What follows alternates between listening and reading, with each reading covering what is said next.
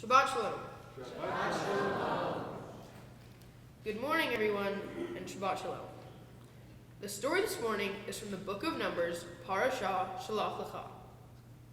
My parashah begins with the Jewish people wandering the desert for the past 40 years. This is after the exodus from Egypt, and it is after Moses received the 10 Commandments at Mount Sinai. The 12 tribes of Israel have finally made it to the outskirts of the Promised Land. However, before they enter the new land, among the people and with Moses, there's great concern about entering a land that they collectively know nothing about. Right from the beginning, many are fearful and very skeptical about entering a place that is unfamiliar and possibly dangerous. The solution that the children of Israel arrive at is to pick one member from each of the 12 tribes and send them into this new land as spies. Their collective responsibility is to enter the land, make their observations, and report back to Moses. The three main points I'm going to talk about are number one, staying positive; second, how our perspective on a situation in life impacts how we handle different things; and finally, how one person can make a big difference.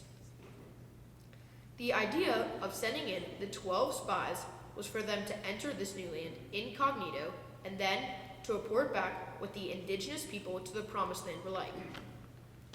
When they returned after their mission, 10 of the 12 spies came back very frightened and scared.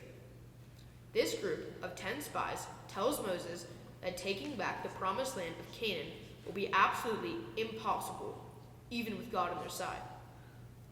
When in the new land, many of the spies said that they felt like grasshoppers compared to the giants they observed. 10 of the 12 spies are sure that they will die if they try to conquer the Canaanites. However, Joshua and Caleb, who saw the exact same thing as the 10 other spies, did not agree with the majority. They offered a completely different narrative and presented a positive perspective to Moses and the rest of their people. Caleb and Joshua tell Moses that they believe God is on their side, and to remember that God has sustained them in the desert for the last 40 years. They are sure that God has a plan and would not have brought them to the Promised Land if he did not intend to take care of them and keep his covenant with the Jewish people.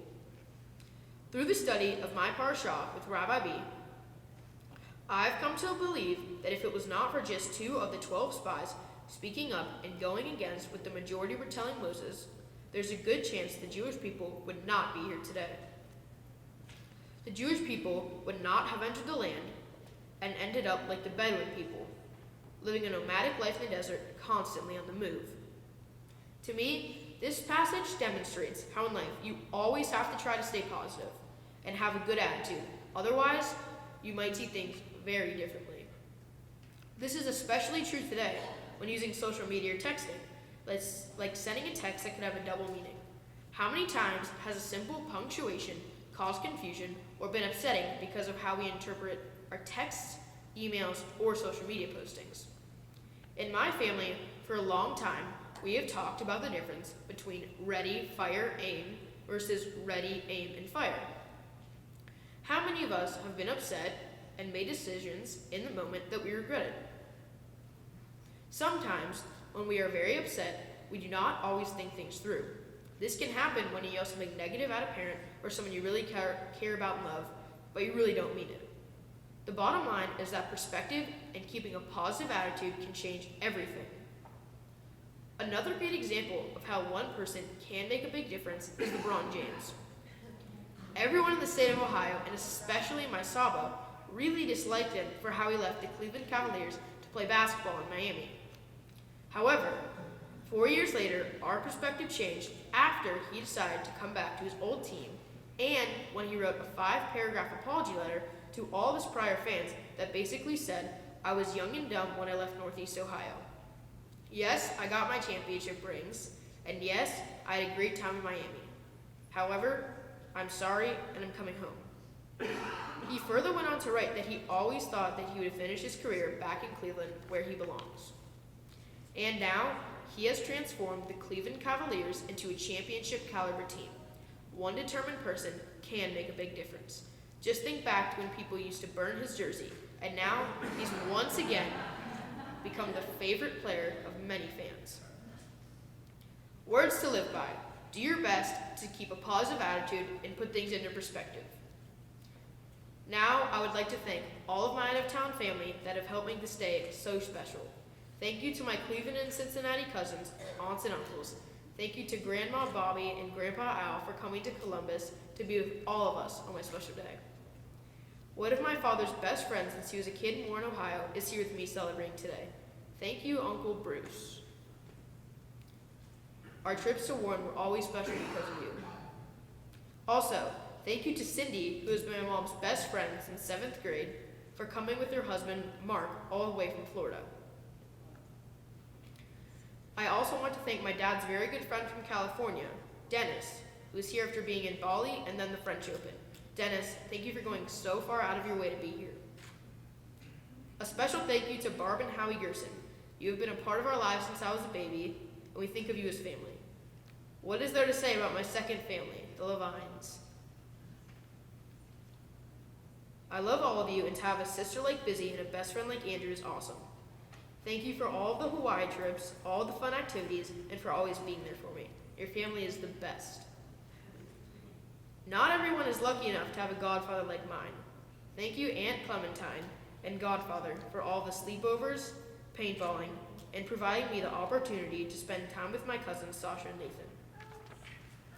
Mom, thank you for always being there for me, helping me make so many decisions on the party, the temple service, and everything that went into this incredible weekend. My bar mitzvah wouldn't have been as special as it is without all the effort you put into it. I really do appreciate it. I love you very much. Dad, thank you for always putting up with me and taking me where I need to be and always getting me there on time. I really enjoy our time together, whether we are watching the news or throwing the baseball. You have volunteered to coach me in every sport with the exception of tennis. As you know, I already have a pro to help me in tennis. But seriously, this day really wouldn't have been as special as it is without your support in helping me to write this speech and study for my tour portion. Dad, I love you. Thank you, Saba and Safta, for always calling and staying in touch. Safta, our trip last summer to Africa was amazing and so much fun. It's something I will never ever forget. Thank you for creating the stock club and always keeping me updated on our portfolio. I love our time together in Florida, and it's always fun when Saba calls and we get to talk sports, especially during a game when one of our teams is playing. And now, a very special thanks to my tutor, friend, mentor, and rabbi. Thank you, Rabbi B, for giving me the best tour experience ever. You are so kind and funny. Studying for my bar mitzvah with you actually alleviated a lot of the stress during my preparation. Thank you also to Rabbi Apotheker for your help and support. My brother Harrison has looked out for me since the day I was born and has always been a great role model. Thank you, and I love you very much. Courtney, thank you for always making my trips to Cleveland so special. Thank you to my sister Carly for being a wonderful sister. For the past year since you have been living with us, I have come to appreciate what a great mother you are to my favorite niece, Marley. The two of you have added a lot of joy and fun times in our home. There are two other very special people not with us today. My great uncle Norman Atkin, who my grandfather met in medical school at Ohio State, and until today has never missed even one Lippy life cycle event. Here's a special shout out to you, Uncle Norman, hoping that you are feeling well enough for our annual summer visit to the Berkshires. Also, to all of the McConnell family, Carl and Sharon, we are thinking about you and wish you were here. Sharon is battling cancer and we wish her a full recovery. Finally, thank you to all my friends and family. This day wouldn't be as special as it is without you guys. I really do appreciate it. Shabbat Shalom.